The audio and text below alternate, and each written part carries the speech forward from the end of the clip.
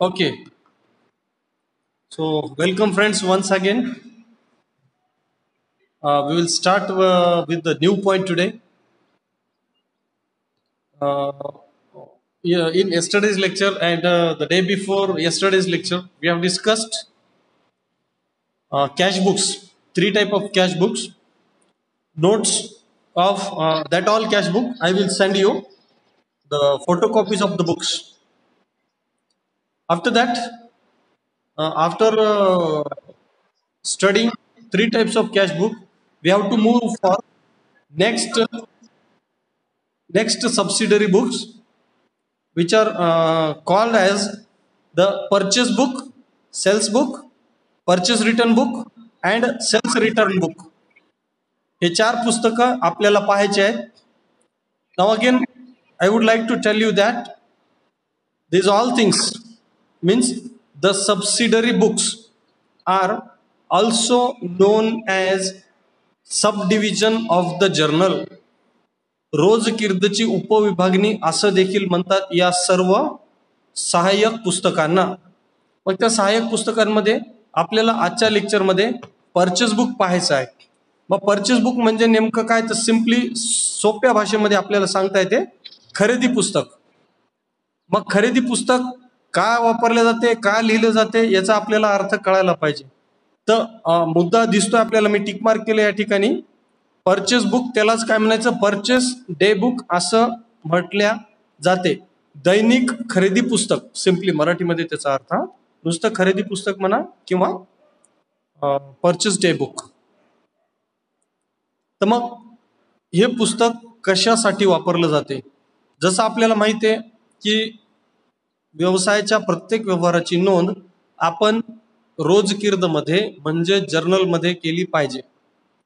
परंतु ज्या ठिकाणी मोठ्या प्रमाणात रोखीचे व्यवहार असतात, मोठ्या प्रमाणात दररोज खरेदीचे आणि विक्रीचे व्यवहार होतात, तेव्हा प्रत्येक खरेदीचा प्रत्येक विक्रीचा व्यवहार रोजकीर्दमध्ये नोंदवणं व्यावहारिक होत नाही, शक्य होत नाही.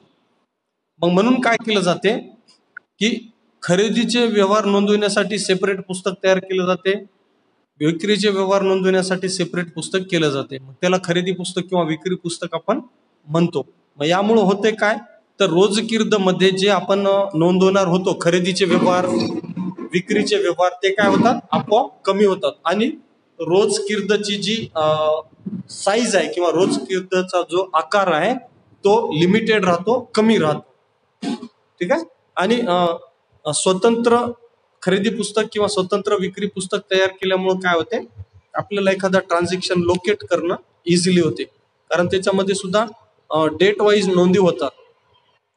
तर मग आता परचेस बुक मध्ये नोंदी कोणत्या करायच्या आपल्याला, तर पहिली गोष्ट आपण जर पाहिली, या ठिकाणी लिहिलेलं आहे this book is used to record. पाहत चला, जे समोर तुम्हाला मोबाईल मध्ये दिसतंय ते वाचत पण चला. दिस बुक इज रेकॉर्ड, इथे लिहिले बघा, this book is used to record credit purchases of goods. मालाच्या उधारीवरील खरेदीची नोंद करण्यासाठी खरेदी पुस्तकाची नोंद होते. आता या ठिकाणी गुड्स म्हणजे काय ते सांगितले, पुन्हा मी ऑलरेडी 2-4 दिवसापूर्वी सांगितलं होतं. गुड्स म्हणजे काय, ज्या वस्तूच्या खरेदी विक्री व्यवहारांमध्ये व्यापारी गुंतलेला आहे त्या वस्तूला गुड्स असं म्हटलं जाते. आणि तिथं लिहिलंय पण बघा, या इथून लिहिलंय the articles in which trader deals. या ठिकाणी दिसते इन विच ट्रेडर डील्स, म्हणजे व्यापारी ज्या वस्तूंचा व्यापार करतो त्या वस्तूला गुड्स असं म्हटल्या जाते. आणि त्या गुड्सची जर उधारीवर खरेदी होत असेल तर त्या उधारीवरील खरेदीची नोंद परचेस बुक मध्ये केल्या जाते किंवा त्यालाच आपण परचेस डे बुक असं म्हणत असतो. ठीक आहे. तर मग पुढे जाऊया. आता या ठिकाणी काय याचा अर्थ, इन अदर वर्ड याचा अर्थ काय होतो बघा, तर फक्त आणि फक्त क्रेडिट म्हणजे उधारीवर जी खरेदी आहे त्याच्या नोंदी करायच्या. रोखीनं जर आपण मालाची खरेदी केलेली असेल तर ती नोंद परचेस बुक मध्ये येत नाही. रोखीनं केलेल्या खरेदीची नोंद रोख पुस्तकामध्ये येते. ठीक आहे. तर हाच मुद्दा या ठिकाणी दिलेला आहे बघा पॉइंट ए मध्ये, cash purchases are not recorded in this book but they are recorded but they are recorded in cash book. म्हणजे रोखीनं खरेदी केली तर कुठं घ्यायची? कॅश बुक मध्ये, परचेस बुक मध्ये नाही. ठीक आहे. मग आता बी पॉइंट काय म्हणतो बघा इथं, क्रेडिट परचेस हे इथं दिसतंय, credit purchase of other articles, sorry, credit purchases of articles other than trading goods. Other than trading goods म्हणजे काय? व्यापारी वस्तू शिवाय इतर कोणतेही वस्तू, आर्टिकल्स म्हणजे सुद्धा वस्तू किंवा चीज. ठीक आहे. तर जे मालामध्ये जो माल आहे आपला खरेदी विक्रीसाठीचा, त्या मालाच्या व्यतिरिक्त इतर कोणत्याही वस्तूची जर उधारीवर खरेदी झालेली असेल तर ती उधारीवरील खरेदी जर्नल प्रॉपर मध्ये नोंदवण्यात येते, खरेदी पुस्तकामध्ये नाही. जसं तुम्ही एक कम्प्युटर खरेदी केलं उधारीवर, तर आता उधारीवर खरेदी जरी असली तरी कम्प्युटर ही एक प्रकारची संपत्ती आहे आणि संपत्ती खरेदीच्या नोंदी परचेस बुक मध्ये येत नाहीत. ठीक आहे. मग काय नियम लक्षात ठेवायचा? या ठिकाणी रोखीनं केलेली खरेदी येणार नाही. आणि दुसरी गोष्ट, माल सोडून किंवा गुड्स सोडून इतर कोणत्याही वस्तूची खरेदी उधारीवर केलेली असेल तर त्याची देखील नोंद या ठिकाणी येणार नाही. ठीक आहे. मग त्याच दोन कंडिशन्स खाली आपण पाहू शकतो बघा. 2 कंडिशन्स मस्ट बी फॉलोड म्हणून तिथं लिहिलेलंच आहे. दस म्हणजे यामुळे, to record the transaction in this book 2 conditions must be fulfilled, म्हणजे पूर्तता केली पाहिजे आपण. कोणत्या कंडिशन्स आहे? एक, they must be credit purchase, म्हणजे उधारीवरची खरेदी असली पाहिजे. आणि दुसरी कंडिशन काय? The articles purchased must be trading goods. Trading goods म्हणजे काय? ज्याची खरेदी विक्री केली जाते व्यवसायामध्ये. तर ह्या दोन जर कंडिशन फुलफिल होत असतील तरच तो व्यवहार परचेस बुक मध्ये नोंदवावा, अन्यथा नाही. मग पुढे पाहूया. मग एंट्री करत असताना आता हे जसं मी अगोदर सांगितलं की हे रोजकिर्दची उपविभागणी आहे. मग रोजकिर्दची उपविभागणी आली म्हणजे रोजकिर्द सारख्याच नोंदी या ठिकाणी आल्या पाहिजेत. काय विचारायचंय का कोणाला? तुमचा माईक ऑन आहे, तुम्ही हँड रेस करून विचारू शकता प्रश्न. प्रश्न विचारत चला. माझा आवाज नाही येत, तिकडनं नेटवर्क इश्यू असू शकतो. बाकीच्यांना येतोय का आवाज? ओके, ये हो, रिप्लाय येते. मेसेज चॅट बॉक्स मध्ये टाका. Yes yes.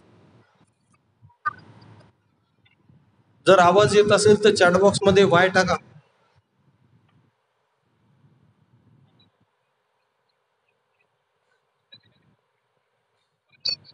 अजून इतर?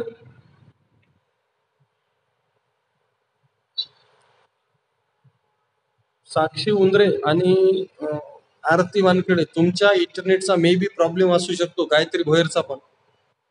तुम्ही लेफ्ट व्हा, डबल ऍड व्हा मीटिंग मधून, लेफ्ट व्हा, डबल जॉईन व्हा. ज्यांना आवाज येत नसेल त्यांनी. हा, तेजश्री लेफ्ट व्हा, डबल या वापस. हा, ओके. कल्याणी, थँक्यू. श्रेया, चलो नेक्स्ट. मग आता मी बोलत होतो रोजकिर्द सारख्या नोंदी या ठिकाणी होत असतात. मग रोजकिर्द मध्ये काय असतात नोंदी? 5 रकाने असतात, आपल्याला माहिती आहे. कुठले कुठले रकाने असतात? पहिला रकाना असतो डेटचा, दुसरा असतो पर्टिक्युलरचा,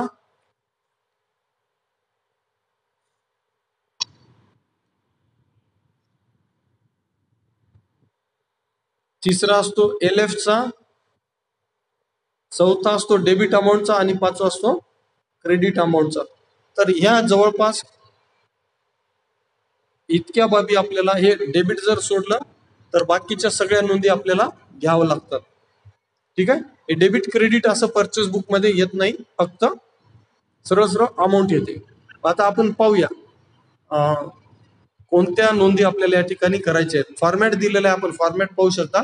त्यापूर्वी इथली माहिती वाचून घेतली तर बरं होते. Entries in this book are made from inward invoice received from the supplier. Entries या पुस्तकामध्ये हे वाक्य वाचून घ्या. Entries in the book are made from inward invoice. Inward invoice म्हणजे काय? आपण जेव्हा मालाची खरेदी करतो कोणाकडून पण, तेव्हा तो दुकानदार आपल्याला बिल देतो, बरोबर आहे ना? त्या बिलाला इनवर्ड इनव्हॉइस असं म्हणायचं. इनव्हॉइस म्हणजे टॅक्सेशनच्या भाषेमध्ये त्याला बीजक असं म्हटलं जाते. बिल आपण बोली भाषेमध्ये म्हणतो. त्याला बीजक म्हणायचं. आवक बीजक नंबर. ठीक आहे. मग आता ज्या सप्लायर कडून माल खरेदी केला तो तर बीजक आपल्याला देणार. मग पुढे बघू. मग उधारीवर खरेदी असल्यामुळं त्या खरेदीचा एक नोंद त्या खरेदीचा एक इफेक्ट आपल्याला संबंधित व्यक्तीच्या खात्यावर दाखवावा लागतो, पर्सनल अकाउंटवर. इच सप्लायर. ठीक आहे. आणि त्याची दुसरी जी नोंद असते ती दुसरी नोंद या ठिकाणी परचेस बुकवर घ्यावी लागते. ठीक आहे. म्हणजे परचेस बुक मध्ये या ठिकाणी नोंद आल्यामुळे काय होते, आपोआप जर्नल मध्ये नोंद करण्याची गरज राहत नाही, कारण हे इटसेल्फ जर्नल आहे एक प्रकारचं. ठीक आहे. हे इटसेल्फ एक प्रकारचं जर्नल आहे. मग आता यामध्ये नोंदी कशा केल्या जातात? समजा मी एबीसी कडून वस्तू काही उधारीवर खरेदी केलेल्या आहेत. मग नोंद कशी होते? या ठिकाणी डेट लिहायची, 1 तारीख, इथे येणार टू एबीसी अकाउंट, त्यानंतर इनवर्ड इनव्हॉइस नंबर असेल 3, LF असेल, खाते पान नंबर असेल 6 आणि अमाऊंट असेल 2000 रुपयाची. ठीक आहे. या पद्धतीनं नोंदी आपल्याला या ठिकाणी करायच्या आहेत. मग आता याची नोंद, हे झाली एक इफेक्ट. तर दुसरा इफेक्ट कुठं होणार? जिथं एबीसीचं अकाउंट असेल, एबीसीच्या अकाउंटवर क्रेडिट बाजूला असेल बाय परचेसेस आणि अमाऊंट असेल 2000 रुपये. या पद्धतीने आपल्याला नोंदी कराव्या लागतात. म्हणजे एक नोंद परचेस बुक मध्ये, तर दुसरी नोंद एबीसी म्हणजे जो आपला सप्लायर आहे त्या सप्लायरच्या पर्सनल अकाउंटला क्रेडिट बाजूवर आपल्याला नोंद घ्यावी लागते. कारण नियम काय लागतो? परचेस अकाउंट हे एक प्रकारचं कोणतं अकाउंट आहे? रिअल टाईपचं अकाउंट आहे. रिअल टाईपचं अकाउंट आहे. कारण का? तर त्याच्यामध्ये काय इन्व्हॉल्व असते? गुड्स इन्व्हॉल्व असते, बरोबर ना? म्हणून ते रिअल टाईपचं अकाउंट आहे. आणि रिअल टाईपचा नियम काय सांगतो? डेबिट व्हॉट कम्स इन, बरोबर ना? मग माल आपल्याकडे येतोय म्हणून परचेस बुक किंवा परचेस अकाउंट नावे होणार, आणि जो व्यक्ती, जो सप्लायर आपल्याला माल देत आहे तो पर्सन असतो, म्हणून त्याचं पर्सनल अकाउंट क्रेडिट होणार. ठीक आहे. त्याचं पर्सनल अकाउंट क्रेडिट होणार म्हणजे त्याच्या एबीसीच्या खात्यावर मला कुठं नोंद करावं लागेल? जमा बाजूवर, बाय परचेस म्हणून. या पद्धतीने नोंदी केल्या जातात परचेसच्या. मग आता हे परचेस बुक जे असते, परचेस बुक, सेल्स बुक जे असते, हे 1 मंथ साठी तयार केलं जाते. 1 मंथ साठी तयार केलं जाते, एका महिन्याला. मग त्यानंतर एका महिन्याला तयार केलं की या ठिकाणी त्याची बेरीज करतात, टोटल केली जाते. आणि ही टोटल कुठं घेतली जाते? तर परचेस अकाउंटच्या डेबिट बाजूला. परचेस अकाउंटला कुठं घ्यायची? डेबिट बाजूवर. म्हणजे तुमची महिन्याभरात जेवढी काही उधारीवर खरेदी झाली असेल त्या सर्व खरेदीच्या वेगवेगळ्या नोंदी परचेस बुक मध्ये न करता फक्त दर महिन्याला एकच नोंद परचेस अकाउंट मध्ये येईल. सगळ्या नोंदी परचेस बुक मध्ये येतील. ठीक आहे. या पद्धतीने आपल्याला नोंदी करायच्या. मग आपण रकाने पाहून घेऊ या ठिकाणी कुठले कुठले. तर मग रकाने, पहिला रकाना आहे डेटचा. डेट लिहायची आपल्याला, तारीख, कोणत्या दिवशी व्यवहार घडला ती तारीख. त्यानंतर दुसरा रकाना आहे नेम ऑफ सप्लायरचा. यालाच आपण पर्टिक्युलर्स असं देखील म्हणू शकतो. मग नेम ऑफ सप्लायर म्हणजे ज्याच्याकडून आपण उधारीवर माल खरेदी केलेला आहे तो विक्रेता, ती व्यक्ती, त्याचं नाव या ठिकाणी लिहायचे. जसं मी लिहिलं होतं टू एबीसी. ठीक आहे. किंवा नुसतं एबीसी जरी लिहिलं तरी चालते. मग मी सांगितलं तो आपल्याला बिल देतो तर त्या बिलाचा क्रमांक या ठिकाणी लिहायचा. त्यानंतर संबंधित व्यक्तीचं खातेवहीमध्ये किती नंबरला पान आहे किंवा खातेवहीमध्ये कोणत्या पान क्रमांकावर त्याचं खातं आपण तयार केलेलं आहे तो पान क्रमांक या LF मध्ये लिहायचा. आणि लास्टला जी काय असेल ते अमाऊंट आपल्याला लिहावी लागेल. ठीक आहे. या पद्धतीने आपल्याला परचेस बुक मध्ये नोंदी करायच्या असतात. लक्षात ठेवायचं, फक्त उधारीवरच्या नोंदी आणि फक्त मालाच्या नोंदी इतर कोणत्याही रोखीच्या असतील, संपत्ती खरेदी, इतर वस्तू खरेदीच्या नोंदी येणार नाहीत आणि रोखीच्या पण येणार नाहीत. आता या ठिकाणी खाली समजा थोडस डिटेलमध्ये सांगितले, इनवर्ड इनव्हॉइस आणि आउटवर्ड इनव्हॉइस म्हणजे नेमकं काय, हे या बाबी सांगितलेल्या आहेत बघा. हे इथं त्या रकान्यांचं विश्लेषण आहे, जास्त डोकं लावायची काही गरज नाहीये. रकान्यांमध्ये या ठिकाणी तारीख लिहायची, 2 नंबरच्या रकान्यात कोणाकडनं आपण उधारीवर माल आणला ते लिहायचं. इनवर्ड इनव्हॉइस म्हणजे जे बिल आपल्याला मिळते माल खरेदीबद्दलचं बिल, त्या बिलाचा क्रमांक या ठिकाणी लिहायचा. त्यानंतर खातेवहीमध्ये संबंधित सप्लायरचं खाते कोणत्या पानावर ते लिहायचं आणि लास्टला या ठिकाणी अमाऊंट असेल. मग आता इनवर्ड इनव्हॉइस आणि आउटवर्ड इनव्हॉइस मधला काय फरक आहे, इथं गोल केलेलं तुम्हाला दिसत असेल. तर इनवर्ड इनव्हॉइस म्हणजे आपण जेव्हा इतरांकडून माल खरेदी करतो तेव्हा आपल्याला जे बिल मिळते त्याला इनवर्ड इनव्हॉइस असं म्हटलं जाते. ठीक आहे, त्याला इनवर्ड इनव्हॉइस असं आपण म्हणतो. आणि आपण जेव्हा माल विकायलो दुसऱ्या लोकांना तेव्हा आपण जे दुसऱ्यांना बिल देतो त्याला आउटवर्ड इनव्हॉइस असं म्हणतात. बस, दुसरा तिसरा काही फरक या ठिकाणी नाहीये. आणि आउटवर्ड इनव्हॉइसला सेल्स इनव्हॉइस असं म्हणतात, कारण जेव्हा आपण माल विकायलो तेव्हा आपण ते इनव्हॉइस तयार करतो आणि समोरच्या ग्राहकाला देतो, म्हणून त्याला सेल्स इनव्हॉइस असं देखील म्हणतात. आणि परचेस इनव्हॉइस, या इनवर्ड इनव्हॉइसला परचेस इनव्हॉइस असं म्हणतात. बोला शृंगारे, शृंगारे, कुणाल शृंगारे.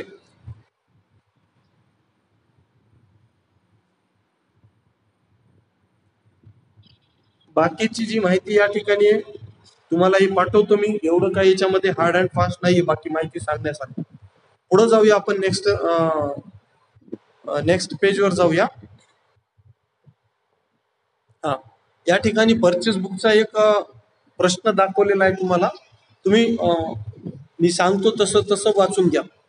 तर या ठिकाणी पहा, रेकॉर्ड इथं चालू आहे, record from the following transactions only those that should appear in purchase book. काय म्हणते, following transactions only those that should appear in purchase book म्हणजे परचेस बुक मध्ये येणारे ट्रान्झॅक्शनच नोंदवा. कोणाच्या बुक्स मध्ये, तर विजय ट्रेडर्स कोल्हापूरच्या. ठीक आहे, आणि त्यानंतर सांगितले and state the reason for the transaction not recorded. खरेदी पुस्तकात येणाऱ्या व्यवहारांच्या नोंदी करा आणि जे व्यवहार खरेदी पुस्तकात येत नाहीत ते काय येत नाहीत त्याचे कारण सांगा, असं या प्रश्नामध्ये आपल्याला म्हटलेलं आहे. तर पाहूया आपण बघा काय काय येत नाही काय नाही ते.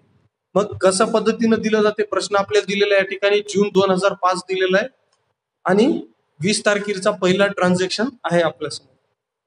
मग 20 तारखेला बघा काय म्हटलेलं आहे, purchased goods of ₹1000 from Shri Mandlik Sangli. सांगलीच्या मंडलिक यांच्याकडून ₹1000 माल खरेदी केलेला आहे. प्रश्नात सांगितलंय का रोखीनं वस्तू खरेदी केल्या म्हणून? नाही, रोखीनं खरेदी केले असं सांगितलेलं नाही आणि समोरच्या पार्टीचं नाव, समोरच्या व्यक्तीचं नाव दिलेलं आहे. याचा अर्थ असा समजायचा तो व्यवहार उधारीचा आहे. मग 20 तारखेचा व्यवहार. तर मग आपण पाहू शकतो त्याची नोंद कशी होते. तर या ठिकाणी आपण पाहून घ्या, 2005 लिहिलेलं आहे, जून लिहिलंय आणि त्याच्यानंतर 20 तारीख लिहिलेली या ठिकाणी. ठीक आहे, नेम ऑफ द सप्लायर कोण आहे, मग आपला सप्लायर मंडलिक. आणि मंडलिकने किती रुपयाचा माल आपल्याला उधारीवर विकलेला आहे, ₹1000. या पद्धतीनं नोंदी केल्या जातात. आता प्रश्नामध्ये आपल्याला बिलाचा क्रमांक दिलेला नाही म्हणून आपण बिल क्रमांक लिहिला नाही आणि त्याच्या खातेवहीचं पान क्रमांक पण दिलेलं नाही म्हणून ते सुद्धा या ठिकाणी लिहिलेलं नाहीये. तर सरळ सरळ उधारीचं ट्रान्झॅक्शन आहे, त्याची नोंद आपण या पद्धतीने घेतलेली आहे. पुढे जाऊ, पुढचा मुद्दा पाहू. परचेस्ड गुड्स 22 तारखेला पहा, परचेस्ड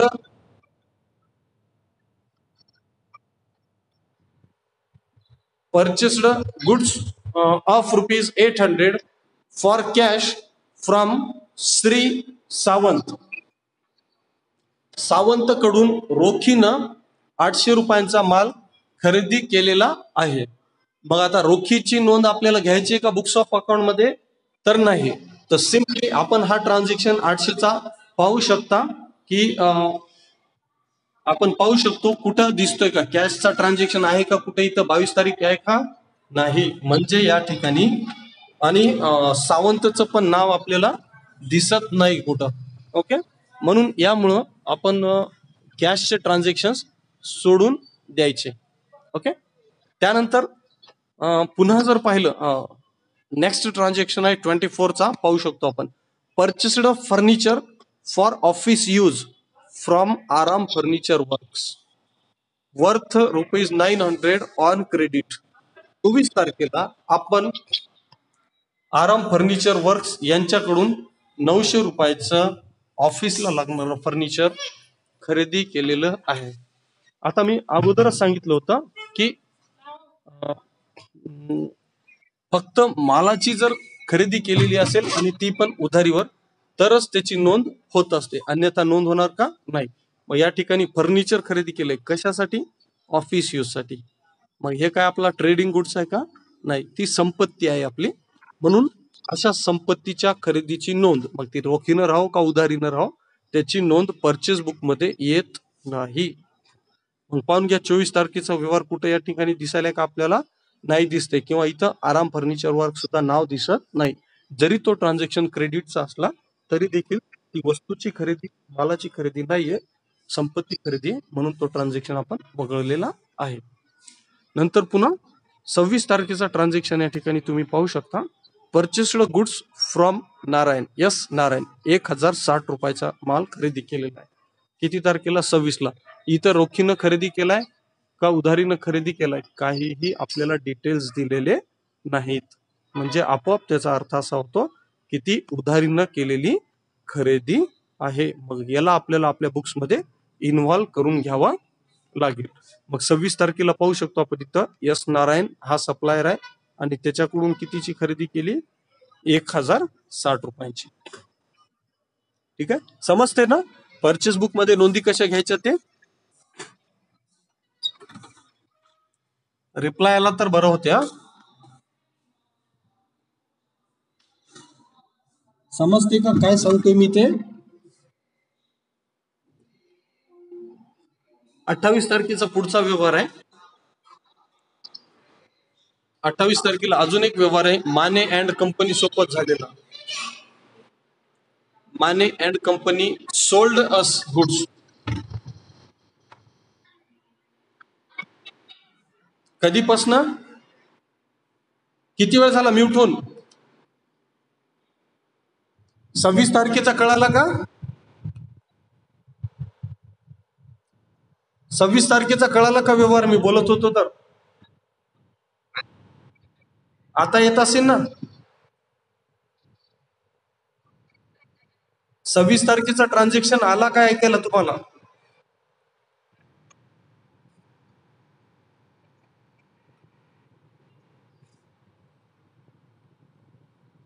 ओके मग 26 तारखेचा पुन्हा एक वेळेस सांगतो. 26 तारखेला 24चा सांगू का पुन्हा.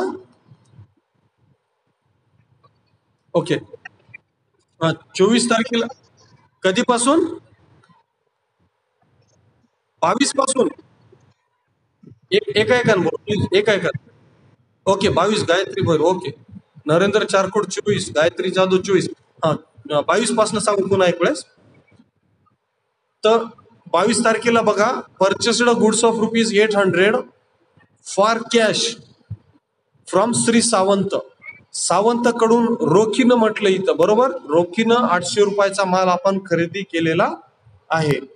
परचेस बुकचं पहिलं तत्व आहे उधारीवरील खरेदी असली पाहिजे रोखीची नाही.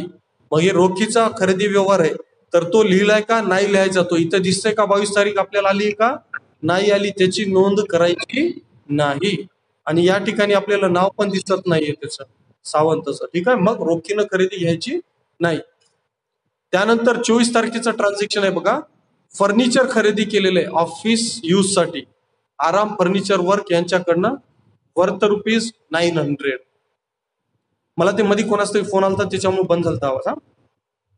तर आराम फर्निचर वर्क्स यांच्याकडून ऑफिस करिता काही फर्निचर खरेदी केलेलं आहे. ठीक आहे, किती रुपयाचं? 900 रुपयाचं. आणि ऑन क्रेडिट. आता उधारीचा जरी हा व्यवहार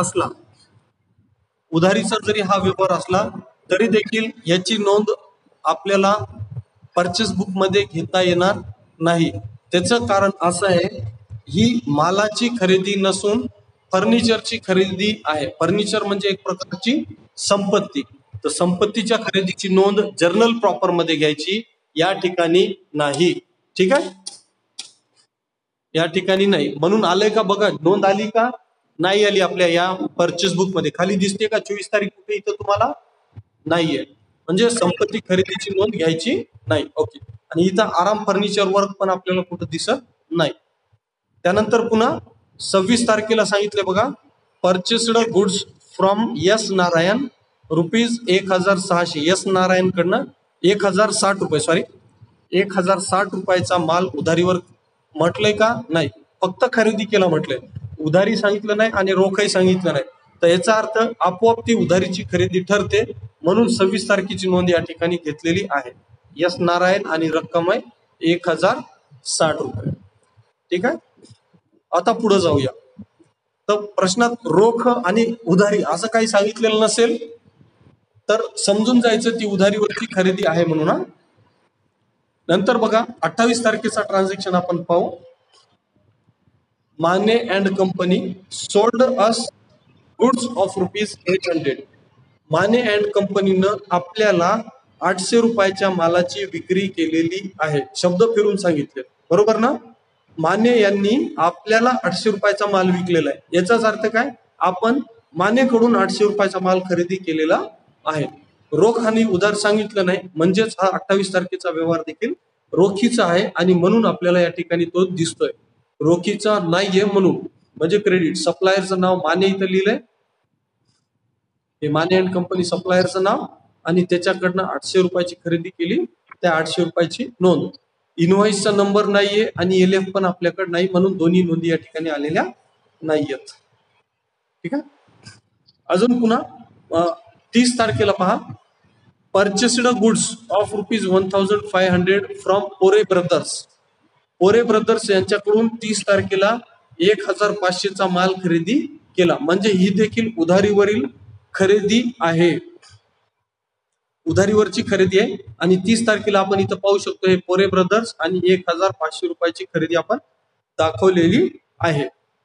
तर या ठिकाणी मित्रांनो, विद्यार्थी मित्रांनो, आपल्याला कारण सांगायची होती बघा. प्रश्नामध्ये विचारलं होतं, state the reasons for transaction not recorded. म्हणजे तो ट्रान्झॅक्शन न लिहिण्यामागचं कारण बी सांगा म्हटलं होतं. तर आपण कारण सांगितले बघा. काय कारण सांगितले? 22 तारखेचा व्यवहार रोखीचा असल्यामुळे त्याची नोंद इथं आलेली नाहीये. त्यानंतर 24 तारखेचा व्यवहार हे फर्निचर होतं फॉर ऑफिस यूज, संपत्ती खरेदी होती, म्हणून या ठिकाणी ते आलेलं नाहीये. असे कारण क्लिअर कट आपण दिलेले आहेत 2 मुद्द्यांसाठी, आणि बाकीचे नियर अबाउट व्यवहार आलेले आहेत. ठीक आहे, मग पुन्हा 30 तारखेचा व्यवहार आहे बघा. Purchased goods of rupees 1200 at A trade discount of 5% on Shri Shinde. Shinde यांच्याकडून 1200 रुपयाचा माल खरेदी केला, परंतु ट्रेड डिस्काउंटवर. काय? ट्रेड डिस्काउंटवर किती टक्क्याच्या? 5%. मग काल मी तुम्हाला सांगितलं होतं, ट्रेड डिस्काउंट हे कशी असते? जेव्हा मालाची खरेदी होत असते तेव्हा ट्रेड डिस्काउंट मिळते, आणि ट्रेड डिस्काउंटची नोंद बुक्स मध्ये होत नाही. ट्रेड डिस्काउंटची नोंद बुक्स मध्ये होत नाही. याच्या विरुद्ध एक कॅश डिस्काउंट म्हणून अजून एक मुद्दा असतो. जेव्हा आपला उधारीवरचा ग्राहक आपल्याला पैसे आणून देतोय तेव्हा त्याला जी आपण सूट देतो त्याला कॅश डिस्काउंट असं म्हटल्या जाते, आणि कॅश डिस्काउंटची नोंद बुक्स मध्ये घेतली जाते. ठीक आहे, कॅश डिस्काउंटची नोंद बुक्स मध्ये होते. तर मग या ठिकाणी 1200 रुपयाचा माल खरेदी केलाय 5%च्या सूटनं. मग 1200 रुपये ही जी किंमत असते ना, ती प्रिंटेड प्राइस आहे. समजा मालाची प्रिंटेड प्राइस आहे. ओके, आणि त्याच्यावर आपण 5% डिस्काउंट घेतलेला आहे. त्याच्यावर 5% डिस्काउंट घेतलेला आहे. मग 1200 रुपयावर 5% किती डिस्काउंट येते? तर 60 रुपये येते. ठीक आहे, 1200 वर 5% 60 रुपये डिस्काउंट येते. मग 1200 मधून 60 रुपये आपल्याला वगळून टाकायचे आहेत, कारण ते ट्रेड डिस्काउंट आहे. मग त्या 60 रुपयाची नोंद घ्यायची नाही. म्हणजे मग ऍक्च्युअली आपण किती रुपयाचा माल खरेदी केला? 1200 मधून 60 रुपये गेल्यानंतर किती राहते? 1140 रुपये. मग 1140 चीच आपल्याला नोंद घ्यावी लागते. ठीक आहे, तर लक्षात घ्यायचं, जेव्हा परचेस गुड्स ऑफ जे काही अमाऊंट दिलेली आहे आणि त्याच्यासोबत ट्रेड डिस्काउंट सांगितलं जाते, तेव्हा अशा मूळ रक्कमेतून पर्सेंटनं जी काही रक्कम येते ती वगळून टाकायची. या ठिकाणी आलेली आहे 60 रुपये. तर अशा रक्कम आपल्याला वगळून टाकायच्या आणि मग नोंद करायची. ठीक आहे, मग 1200 मधून 60 ची नोंद गेली, रक्कम उरली 1140. मग पाहूया 30 तारखेची नोंद कशी आहे. 30 तारखेला माल कोणाकडून खरेदी केला? सप्लायर कोण आहे? शिंदे आहे. मग किती रुपये आपण खरेदी झाली वास्तवामध्ये? 1140 रुपयाची. 60 ची नोंद घ्यायची नाही, कारण because it is trade discount. Okay, ठीक आहे. चला, कोणाला काही प्रॉब्लेम आहे का परचेस बुक बद्दल? परचेस बुक बद्दल काय अडचणी?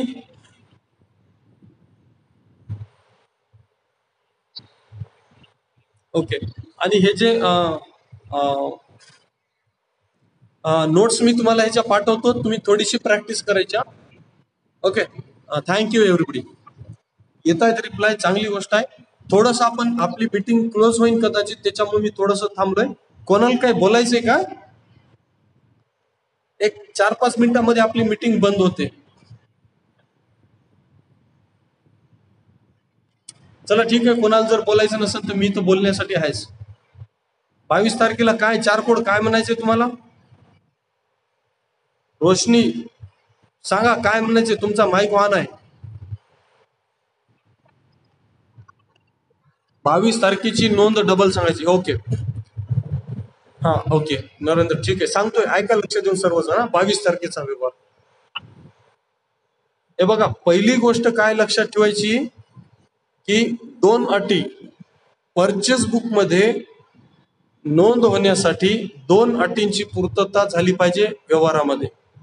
ठीक आहे, तो व्यवहार परचेस बुक मध्ये येण्यासाठी 2 अटी. कुठल्या 2 अटी? तर या ठिकाणी दिलेल्या आहेत बघा, या 2 अटी येतात. पहिली अट काय? They must be credit purchase. उधारीवरची खरेदी असली पाहिजे, पहिली अट. आणि दुसरी अट काय? The articles purchased must be trading goods. म्हणजे व्यापारी ज्या मालाची नेहमी खरेदी विक्री करतो त्याच मालाची खरेदी उधारीवर असली पाहिजे, इतर वस्तूंची नाही. ठीक आहे, या 2 अटी आपल्याला पाहायच्या.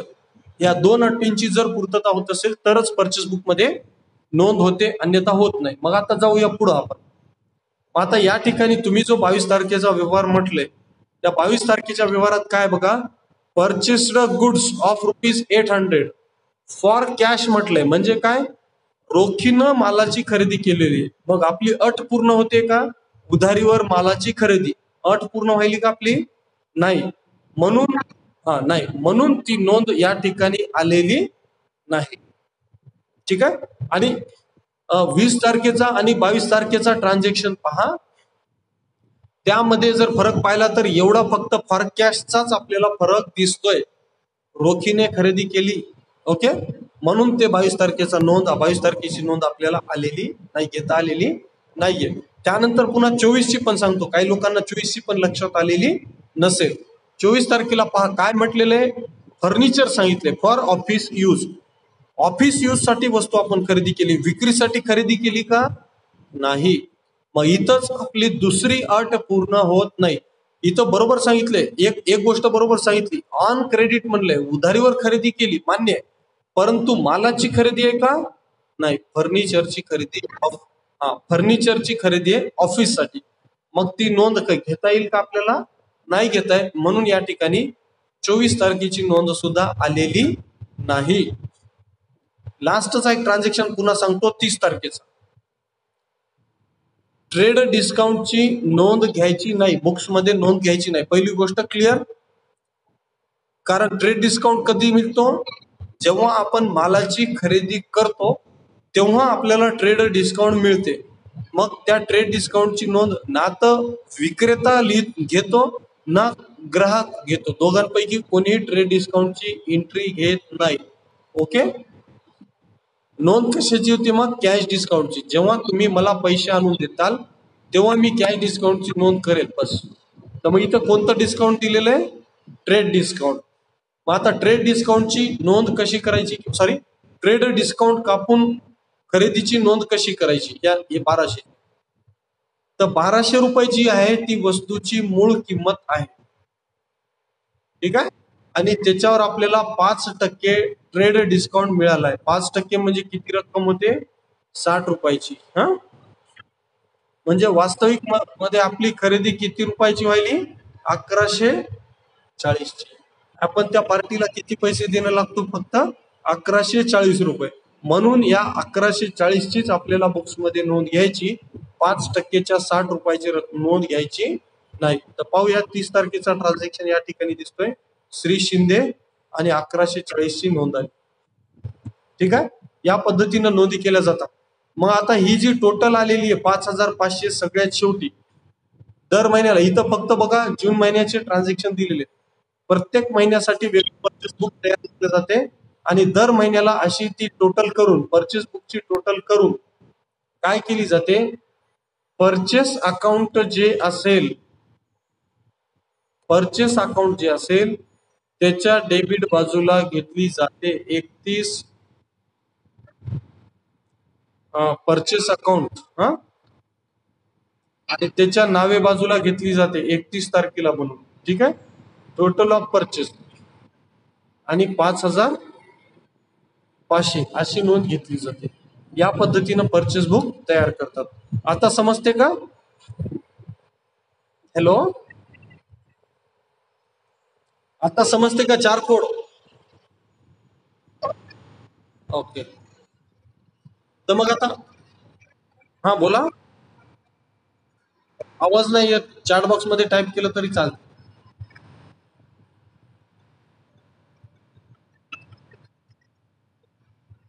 हॅलो,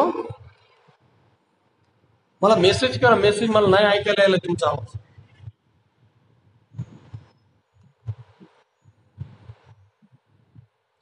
जर मीटिंग मध्ये वेळ असेल थोडासा तर आपण पुढे जाऊया. 2-3 मिनिटं आहेत कदाचित. ओके.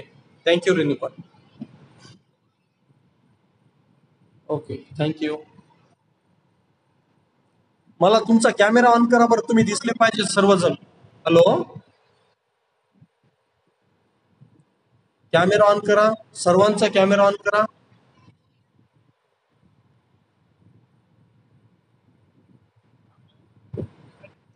कॅमेरा ऑन करा. मी स्क्रीन शेअरिंग बंद करतोय. हा, मी व्हॉट्सअप मध्ये पाठवतो. ओके.